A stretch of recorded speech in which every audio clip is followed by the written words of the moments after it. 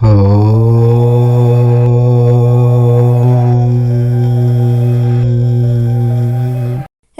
16 కృష్ణాష్టమి. ఇది చిన్ని కృష్ణుని యొక్క 5252వ పుట్టినరోజు. ఈరోజు పొరపాటున కూడా ఈ కూరను వండకూడదు, తినకూడదు. ఈరోజు తెలియక అయినా సరే ఈ కూరను తింటే చేతిలో చిల్లి గవ్వ కూడా మిగలదు. 7 జన్మల దరిద్రం మిమ్మల్ని పట్టి పీడిస్తుంది. ఈరోజు ఇల్లాలు తెలిసి కానీ తెలియక కానీ ఈ కూరను వండితే ఇంట్లో అందరికీ అనారోగ్య సమస్యలు వస్తాయి. చేతిలోని ధనమంతా కూడా కరిగిపోతుంది. కష్టాలు నీడలా వెంటాడుతూ ఉంటాయి. అంతులేని కష్టాల సుడిగుండంలో చిక్కుకుంటారు. సకల దేవతల ఆగ్రహానికి గురి అవుతారు. కాబట్టి ఎవరూ కూడా కృష్ణాష్టమి రోజు ఈ కూరను వండవద్దు, తినవద్దు. మన హిందూ సాంప్రదాయంలో ఈ కృష్ణాష్టమి పండుగకు ఎంతో ప్రాధాన్యత ఉంది. శ్రావణ మాసం అంటేనే అత్యంత పవిత్రమైన మాసం. ఈ మాసంలో వచ్చే పండుగలలో అత్యంత పవిత్రమైన పండుగ శ్రీకృష్ణ జన్మాష్టమి. కృష్ణాష్టమి అనేది శ్రీకృష్ణ పరమాత్ముడికి ఎంతో ఇష్టమైన పండుగ. ఈరోజు నియమనిష్టలతో శ్రీకృష్ణుని ఆరాధిస్తారు. కానీ ఇలా పూజ చేసుకునే క్రమంలో ఆడవారు తెలిసి తెలియక కొన్ని పొరపాట్లు చేస్తూ ఉంటారు. ముఖ్యంగా కూరల రూపంలో తప్పులు చేస్తూ ఉంటారు. అంటే హడావిడిగా ఈరోజు ఉదయాన్నే లేచి వంటలు చేసేస్తారు. తెలియక కొన్ని తినకూడని కూరలను వండేస్తూ ఉంటారు. మాంసాహారం తినకూడదని అందరికీ తెలుసు. కానీ నాన్ వెజ్ ఒకటే కాదు, దాంతోపాటు కొన్ని వెజ్ కూరలను కూడా ఈరోజు తినకూడదని శాస్త్రాలలో ఉంది. ఇలాంటి కూరలను తెలిసి కానీ తెలియక కానీ ఆడవారు వండేస్తారు. ఇంటి ఇల్లాలు వండిందంతే అందరూ తినేస్తారు కదా. అలా తినటం వలన మహాపాపం తగులుతుంది. ఇక ఆ ఇంట్లో లేనిపోని కష్టాలు వస్తాయి. ఆరోగ్యపరంగా కావచ్చు, డబ్బు పరంగా కావచ్చు, కుటుంబ పరంగా కావచ్చు, విపరీతంగా కష్టాలు వచ్చి పడతాయి. ఈ కూర తినటం వలనే ఆ కష్టాలు వస్తున్నాయని ఎవరూ ఊహించలేరు. కాబట్టి కృష్ణాష్టమి రోజు ఏ కూరలు తినకూడదు అనే విషయాన్ని ముందే తెలుసుకోవాలి. అంతేకాదు కృష్ణాష్టమి రోజు తెలియక ఈ కూరను తినేయటం వలన మీరు చేసిన పూజా ఫలితం కూడా పోతుంది. బూడిదలో పోసిన పన్నీరులాగా వృధా అయిపోతుంది. కాబట్టి ఇంటి ఇల్లాలు పొరపాటున కూడా ఈరోజు ఈ కూరను వండకూడదు. ఎవరు ఈరోజు ఈ కూరలను తినకూడదు. ఇంట్లో అనే కాదు, బయట హోటల్స్లో, కర్రీ పాయింట్స్ దగ్గర ఎక్కడా కూడా ఈ కూరను తినకూడదు. మరి ఇంతకీ కృష్ణాష్టమి రోజు తినకూడని ఆ కూర ఏమిటి అనే విషయాన్ని ఇప్పుడు మనం ఈ వీడియోలో వివరంగా తెలుసుకుందాము. ఫ్రెండ్స్, ఫస్ట్ అయితే కామెంట్ బాక్స్లో ఓం శ్రీకృష్ణ వాసుదేవాయ నమః అని, జై శ్రీకృష్ణ అని కామెంట్ చేయండి. ఈ వీడియోకి ఒక లైక్ కొట్టడం అస్సలు మర్చిపోవద్దు. అయితే ఈ కృష్ణాష్టమి రోజు మర్చిపోకుండా స్నానం చేసే నీటిలో ఇది ఒక్కటి వేసుకొని చేస్తే కటిక దరిద్రుడైనా సరే అపర కుబేరుడు అవ్వటం ఖాయం. అంతేకాదు ఇలా ఎవరైతే స్నానం చేస్తారో వారి జన్మజన్మల పాపాలు పోయి స్వర్గలోక ప్రాప్తి కలుగుతుంది. ఇలా స్నానం చేస్తే ఒంట్లో ఉన్న దరిద్రము, దోషాలు మొత్తం కూడా పోతాయి. తెలిసి తెలియక చేసిన పాపాలన్నీ కూడా పోతాయి. ఈరోజు ఇలా స్నానం చేయటం వలన మీ శరీరానికి నూతన ఉత్తేజం వస్తుంది. మీ శరీరంలోని రోగాలన్నీ కూడా పోతాయి. అన్ని నదుల్లో స్నానం చేసిన ఫలితం వస్తుంది. మీ శరీరానికి కొత్త శక్తి కూడా వస్తుంది అని శాస్త్రం చెప్తోంది. ఇక ఈ శ్రీకృష్ణ అష్టమి రోజు ఉదయం మరియు సాయంత్రం స్నానం చేసే నీటిలో 4 తులసి ఆకులను లేదా 4 పొన్న పూలను వేసుకుని స్నానం చేస్తే చాలు, కటిక దరిద్రుడైనా సరే అపర కుబేరుడిగా మారిపోతాడు. అంతేకాదు ఈరోజు ఎవరైతే తులసి ఆకులను లేదా పొన్న పూలను నీటిలో వేసుకుని స్నానం చేస్తారో వారికి ఉండే దరిద్రాలన్నీ కూడా పోతాయి. ఇలా ఎవరైతే స్నానం చేస్తారో వారి జన్మజన్మల పాపాలు పోయి స్వర్గలోక ప్రాప్తి కలుగుతుంది. ఇలా స్నానం చేస్తే ఒంట్లో ఉన్న దరిద్రము, దోషాలు మొత్తం కూడా పోతాయి. తెలిసి తెలియక చేసిన పాపాలన్నీ కూడా పోతాయి. ఈరోజు ఇలా స్నానం చేయటం వలన మీ శరీరానికి నూతన ఉత్తేజం వస్తుంది. మీ శరీరంలోని రోగాలన్నీ కూడా పోతాయి. అన్ని నదుల్లో స్నానం చేసిన ఫలితం వస్తుంది. మీ శరీరానికి కొత్త శక్తి కూడా వస్తుంది అని శాస్త్రం చెప్తోంది. కాబట్టి అందరూ కూడా ఈరోజు ఇలా స్నానం చేసి శుభ ఫలితాలను పొందండి. శ్రీకృష్ణుడికి ఎంతో ఇష్టమైన జన్మాష్టమి రోజున ఆడవారు పింక్ మరియు గ్రీన్ చీరను కట్టుకుంటే కృష్ణుడి అనుగ్రహం మీకు వెంటనే కలుగుతుంది. రంగు చీరలను కట్టుకుని శ్రీకృష్ణుని పూజించి ఆయనకు ఎంతో ఇష్టమైన పదార్థాలను నైవేద్యంగా సమర్పించాలి. పెళ్ళైన స్త్రీలు, పెళ్లి కావలసిన స్త్రీలు, సంతానం కలుగక బాధపడే స్త్రీలు అందరూ కూడా శ్రీకృష్ణ జన్మాష్టమి రోజున పింక్ లేదా గ్రీన్ కలర్ చీరను కట్టుకోవాలి అని పండితులు చెప్తూ ఉన్నారు. ఇంతటి విశిష్టత కలిగిన కృష్ణాష్టమి రోజున ఆకుపచ్చటి రంగు లేదా పింక్ కలర్లో ఉండే చీరను కట్టుకోవటం వలన, ఈ చీరను కట్టుకుని కృష్ణుణ్ణి పూజించటం వలన కృష్ణుడితో పాటు లక్ష్మీదేవి కూడా ప్రసన్నమవుతుంది. మీకు దీర్ఘ సుమంగళి యోగం సిద్ధిస్తుంది. కష్టాలన్నీ కూడా పోతాయి. ఆర్థిక సమస్యలు, ఇబ్బందులు, ఈతిబాధలన్నీ కూడా తొలగిపోతాయి. సంవత్సరం వరకు మీకు ఇక తిరుగుండదు. సంవత్సరం అంతా డబ్బు వస్తూనే ఉంటుంది. లక్ష్మీదేవి అనుగ్రహం మీపై ఎల్లప్పుడూ ఉంటుంది. అదేవిధంగా వివాహం కానివారు, వివాహ ప్రయత్నాలు చేసేవారు ఈ శ్రీకృష్ణ జన్మాష్టమి రోజున ప్రత్యేకంగా పూజలు చేస్తే మంచి వరుడు, కోరిన వరుడు దొరుకుతాడు. మీరు ఈ ప్రత్యేకమైన రోజున గుడిలో జరిగే రుక్మిణీ కళ్యాణంలో పాలు పంచుకుంటే వివాహ యోగ్యం కలుగుతుందని పండితులు చెప్తూ ఉన్నారు. అలాగే శ్రీకృష్ణుని స్మరిస్తూ గోవులకు ఏవైనా తినిపించాలి. గోవులంటే శ్రీకృష్ణ భగవానుడికి చాలా ఇష్టం. ఈ పర్వదినాన గోవులకు ఏవైనా పెడితే కృష్ణుడి అనుగ్రహం వెనువెంటనే కలుగుతుందని పండితులు చెప్తూ ఉన్నారు. కృష్ణాష్టమి జరుపుకునే ప్రతి ఒక్కరూ కూడా ఈరోజు కృష్ణుణ్ణి ఒక ప్రత్యేక మంత్రంలో జపించాలి. ఈ మంత్రం జపించటం వల్ల మీకు ఉన్న దోషాలన్నీ కూడా తొలగిపోతాయి. ఆ మంత్రం ఏమిటి అంటే ఓం శ్రీకృష్ణ పరబ్రహ్మణ్యే నమః. ఈ మంత్రాన్ని ఈరోజు అంటే శ్రీకృష్ణాష్టమి రోజున ఎవరైతే 108 సార్లు చదువుతారో వారికి ఎటువంటి దోషాలు కలుగవు, కష్టాలనేవే ఉండవు. ఈ మంత్రం 108 సార్లు కాకపోయినా కనీసం 21 సార్లు అయినా సరే జపించాలి. వీలు లేనివారు కనీసం 21 సార్లు అయినా సరే జపించాలి. ఈ మంత్రాన్ని జపిస్తూ సువాసనను వెదజల్లే పుష్పాలతో కృష్ణ పటానికి లేదా విగ్రహానికి పూజలు చేయాలి. ఇలా చేయటం వల్ల శుభం జరుగుతుందని పండితులు చెప్తూ ఉన్నారు. కాబట్టి కృష్ణాష్టమి రోజు పిల్లలు, పెద్దలు అందరూ కూడా ఈ రంగు దుస్తులు ధరించి ఈ మంత్రాన్ని జపించి సకల సంపదలను మీ సొంతం చేసుకుని ఆనందంగా జీవించండి. మన పూర్వీకులు, మహర్షులు, ఋషులు కొన్ని తిథులలో కొన్ని కూరలను తినకూడదని శాస్త్రాల్లో చెప్పారు. ఎందుకంటే కొన్ని తిథుల్లో కొన్ని కూరలు తింటే గ్రహాలు మనకు వ్యతిరేకంగా మారి లేనిపోని కష్టాలు వస్తాయి, అనారోగ్య సమస్యలు వస్తాయి, ఉదర సమస్యలు వస్తాయి. కాబట్టి అలాంటి కూరలను దూరం పెట్టాలి, తినకూడదు, ఇంట్లో వండకూడదు. ముఖ్యంగా ఈ కృష్ణాష్టమి రోజు ఇంట్లో ఆడవారు పొరపాటున కూడా దోసకాయను వండకూడదు. దోసకాయతో పాటు ఈరోజు గుమ్మడికాయను కూడా వండకూడదు. దోసకాయను, గుమ్మడికాయను ఈరోజు ఏ రూపంలోనూ కూడా తినకూడదు. అంటే దోసకాయను కూర వండుకొని కానీ, పచ్చడి చేసుకొని కానీ, లేదా పప్పులో వేసుకొని కానీ ఇలా ఏ రూపంలోనూ కూడా తినకూడదు. అలాగే గుమ్మడికాయను కూడా ఈరోజు ఏ రూపంలోనూ కూడా తినకూడదు. తీపి గుమ్మడికాయ, బూడిది గుమ్మడికాయ ఈ 2 గుమ్మడికాయలను ఈరోజు తినకూడదు అని శాస్త్రాల్లో ఉంది. కనుక ఈరోజు గుమ్మడికాయను కూర రూపంలో కావచ్చు, పులుసు రూపంలో కావచ్చు, గుమ్మడి వడియాల రూపంలో కావచ్చు, అలాగే గుమ్మడికాయతో హల్వా చేస్తారు, ఆ రూపంలో కావచ్చు, జ్యూస్ రూపంలో కావచ్చు, ఇలా ఏ రూపంలోనూ కూడా గుమ్మడికాయను తినకూడదు. ఈ మధ్యన చాలామంది గుమ్మడికాయ జ్యూస్ను ప్రతిరోజు త్రాగుతూ ఉన్నారు. అలా తాగితే ఆరోగ్యానికి చాలా మంచిది, కానీ ఈ ఒక్కరోజు మాత్రం అలా చేయవద్దు. గుమ్మడికాయను ఏ రూపంలోనూ కూడా తీసుకోవద్దు. దోసకాయను కూడా పూర్తిగా అవాయిడ్ చేయండి. దోసకాయ, గుమ్మడికాయ ఈ రెండింటిని ఈరోజు ఏ రూపంలోనూ కూడా తినకూడదు. ఇంటి ఇల్లాలు ఈరోజు ఈ కూరలను వండకూడదు. అసలు ఈరోజు లెక్క అయితే ఈ 2 కూరగాయలను కొనకూడదు, కొని ఇంటికి కూడా తీసుకురాకూడదు. కనుక గుర్తుంచుకొని ఆడవారు ఈరోజు ఈ 2 కూరలను వండకుండా జాగ్రత్త పడండి. ఎందుకంటే ఆడవారు ఏ కూర వండితే ఇంట్లో అందరూ కూడా ఆ కూరే తినేస్తారు.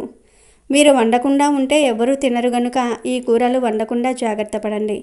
కాదని ఈరోజు ఈ కూరలను తింటే మాత్రం అప్పుల పాలైపోతారు, అనారోగ్యాల బారిన పడతారు, చేతిలో చిల్లిగవ్వ కూడా మిగలదు, ఆర్థిక సమస్యలు వస్తాయి, అనేక కష్టాలు పడాల్సి వస్తుంది. కనుక ఈరోజు దోసకాయ, గుమ్మడికాయను ఏ రూపంలోనూ కూడా తినవద్దు, ఇంట్లో వండవద్దు.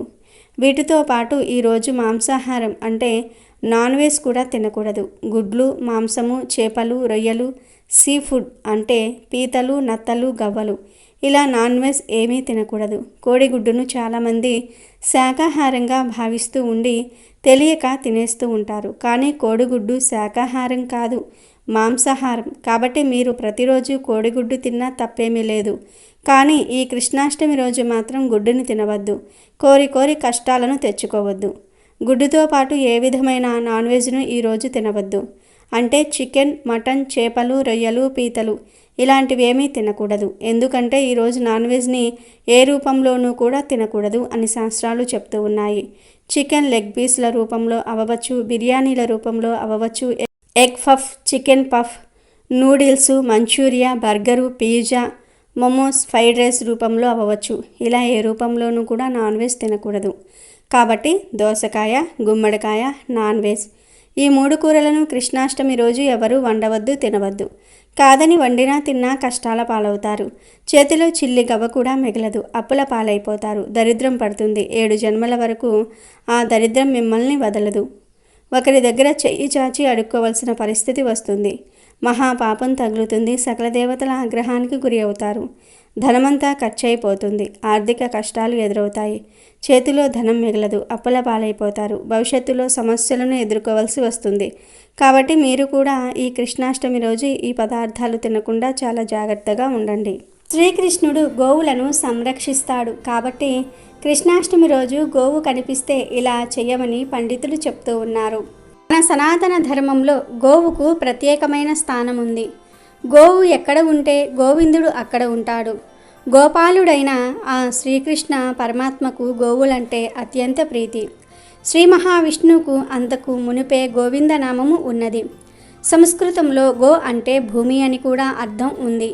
పూర్వం శ్రీహరి యజ్ఞవరాహమూర్తి అవతారంలో రసాతలంలో నీట మునిగిన భూమిని తన కోరలపై పెట్టుకుని రక్షించాడు. అలా ఆ అవతారంలో కూడా గోవిందుడు అయ్యాడు. పాలతో గోవింద అభిషేకం చేశాడు. శ్రీకృష్ణ పరమాత్మ ఇంద్రుడు కురిపించిన పిడుగులతో కూడిన భయంకర వర్షం నుండి 7 రాత్రులు 7 పగళ్ళు గోవర్ధన పర్వతాన్ని ఎత్తి గోవులను ప్రజలను రక్షించాడు. అప్పుడు శ్రీకృష్ణుడే ఆ శ్రీహరి అని తెలిసి ఇంద్రుడు పశ్చాత్తాపం చెందాడు. అక్కడకు వచ్చిన కామధేనువు గోవులకు కష్టం వస్తే కాపాడావు కనుక నీవు గోవిందుడవు అని స్తుతించింది.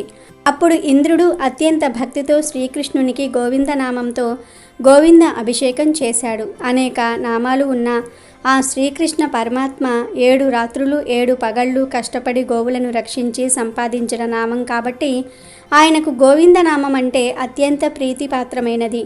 అందుకే ద్రౌపదీదేవి వస్త్రాపహరణ సమయంలో గోవింద అని భక్తితో ప్రార్థించింది. శ్రీకృష్ణుడు వెనువెంటనే వెళ్ళి రక్షించాడు. గోవు పవిత్రతకు మరియు శుభానికి చిహ్నం. గోవు యొక్క పాలు, మూత్రము మరియు పేడ ఎంతో పవిత్రమైనవి. ఆవును దర్శించి రోజులోని పనులు ప్రారంభించడం ఎంతో శుభశకునంగా భావించబడుతోంది. ప్రాచీన పవిత్ర భారతీయ సంస్కృతి సంపదలకు ప్రతీక గోమాత. భారతీయులకు అనాది నుంచి ఆరాధ్య దేవత.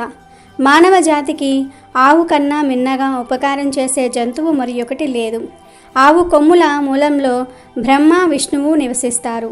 అగ్రభాగాన తీర్థస్థానములు, స్థావర జంగములు అలరారి ఉన్నాయి. శిరస్సుకు మధ్య భాగం శంకరుని గేహ బిగువు అంగాలలో 14 భువనాలు ఇమిడి ఉన్నాయి అని అధర్వణ వేదం చెప్తున్నది. గోమాతను పురాణంలో సకల దేవతా స్వరూపంగా వర్ణించటం జరిగింది. ఇన్ని విశిష్టతలు ఉన్న గోవు కృష్ణాష్టమి రోజు కనిపిస్తే ఖచ్చితంగా ఆ ఆవును పూజించండి. ఈరోజు ఏమి చేసినా చేయకపోయినా గోవును పూజిస్తే చాలు, సకల ఐశ్వర్యాలు కలుగుతాయి. ఈరోజు గోవు కనిపిస్తే ఆ గోవుకు ఒక నమస్కారం చేసుకొని తోటకూర బెల్లము కలిపి తినిపించండి. అంటే తోటకూర ఆకులను తీసి దానితో బెల్లం తురుము కొంచెం కలిపి ఒక ప్లేట్లో వేసి తినిపించండి. ఇలా కృష్ణాష్టమి రోజు గోవుకు తోటకూర తినిపిస్తే కలిగే పుణ్యం అనంతమైనది. శ్రీకృష్ణ భగవానుని అనుగ్రహం త్వరగా కలుగుతుంది. సకల దేవతల ఆశీర్వాదం కలిగి సకల శుభాలు కలుగుతాయి.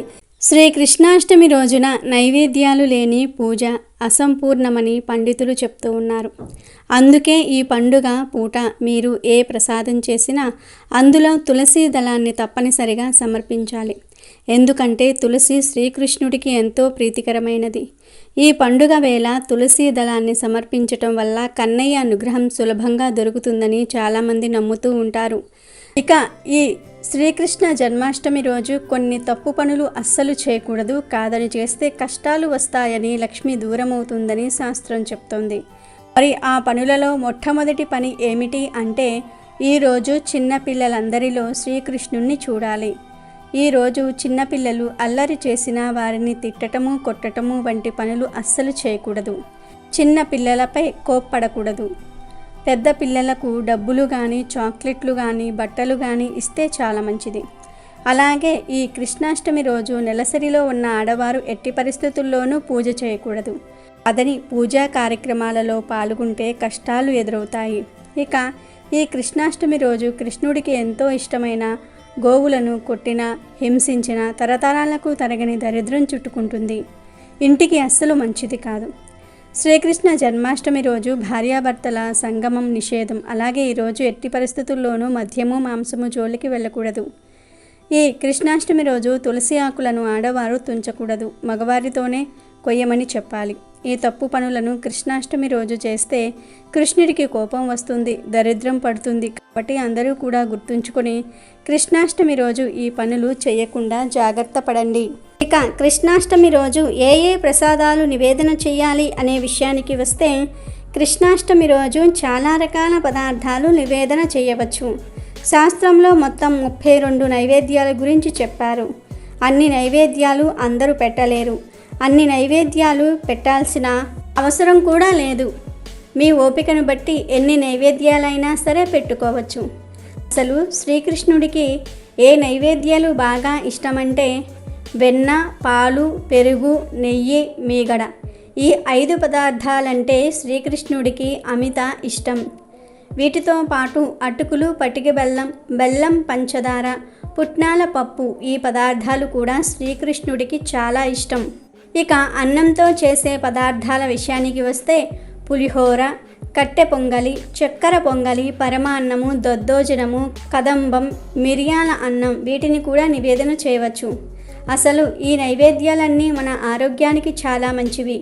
ఎందుకంటే ఈ శ్రావణ మాసంలో సూర్యరశ్మి తగ్గి వానలు ఎక్కువగా కురుస్తూ ఉంటాయి. వాతావరణం చల్లగా ఉంటుంది. ఈ చల్లటి వాతావరణంలో పిల్లలు ఏ పదార్థాలు తింటే ఆరోగ్యంగా ఉంటారో ఆ పదార్థాలన్నిటినీ కూడా కృష్ణాష్టమి రోజు నైవేద్యంగా మార్చింది శాస్త్రం. కనుక ఇప్పుడు మనం చెప్పుకున్న నైవేద్యాలన్నీ కూడా చాలా మంచివి. ఈ నైవేద్యాలతో పాటు చకోడీలు, తీపి బూందీ, చెక్కలు, తీపి పూరీలు, జంతికలు, కాజాలు కూడా నివేదన చేయవచ్చు. ఇవే కాక పళ్ళు కూడా కృష్ణుడికి ఎంతో ఇష్టం. కాబట్టి కృష్ణాష్టమి రోజు కొబ్బరి, అరటి పండ్లు, ద్రాక్ష పండ్లు, దానిమ్మ పండు, సపోటా పళ్ళు నివేదన చేయవచ్చు. ఇవి మన దేశం పళ్ళు. వేరే దేశాల నుండి వచ్చే ఆపిల్ లాంటి ఫలాలను నైవేద్యం పెట్టాల్సిన అవసరం లేదు. మనకు విరివిరిగా దొరికే కొబ్బరి, అరటి పండ్లు, ద్రాక్ష పండ్లు, దానిమ్మ, సపోటా పళ్ళను స్వామికి అమిత ప్రియమైనవిగా చెప్తారు. కాబట్టి ఈ పళ్ళను నివేదన చేయవచ్చు. ఇలా శాస్త్రంలో ఇంకా ఎన్నో రకాల నైవేద్యాల గురించి చెప్పారు. కానీ ఈ నైవేద్యాలన్నీ పెట్టాల్సిన అవసరం అయితే లేదు. ఈ నైవేద్యాలన్నీ పెట్టాలని రూల్ ఏమీ లేదు. ఇక కృష్ణాష్టమి రోజు ఈ నైవేద్యాలన్నీ చెయ్యలేని వారు ఒకే ఒక్క నైవేద్యం పెడితే అన్ని నైవేద్యాలు పెట్టిన ఫలితం వచ్చేస్తుందని పండితులు చెప్తూ ఉన్నారు. మరి ఆ నైవేద్యం ఏమిటి అంటే అటుకులు.